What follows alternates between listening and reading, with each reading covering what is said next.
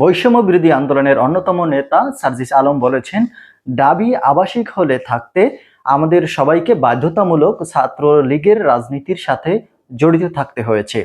আমরা তার বিস্তারিত শুনছি। বাংলা ভিশনে প্রকাশিত একটি রিপোর্ট আপনাদেরকে শোনাচ্ছি।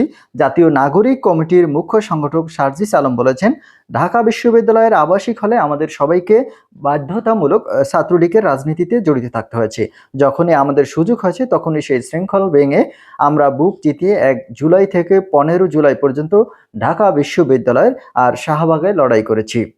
শনিবার রাতে পঞ্চগড় স্টেডিয়ামে জেলা বৈষম্য বিরোধী ছাত্র আন্দোলন আয়োজিত কনসার্ট ফর ইয়ুথ অনুষ্ঠানে তিনি একথা বলেন। সার্জিস আলম বলেন, তরুণ প্রজন্মের অতীতে ভুল থাকতে পারে, সীমাবদ্ধতা থাকতে পারে, এখন তারা নিজেদের সংশোধন করে নতুন বাংলাদেশ গড়ায় ঐক্যবদ্ধভাবে কাজ করতে চায়।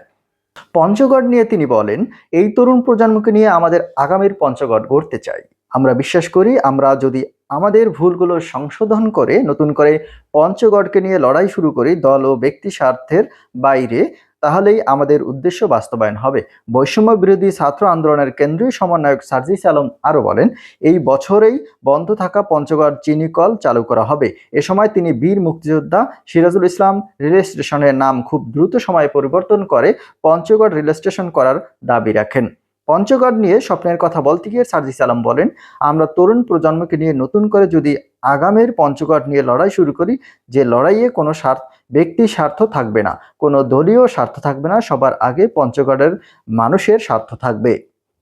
পর্যায়ে সার্জিস আলম সহ আমন্ত্রিত অতিথিবৃন্দ, সমন্বয়ক ও দর্শকরা কনসার্টে নগর বাউল জেমস সহ স্থানীয় শিল্পীদের গান উপভোগ করেন।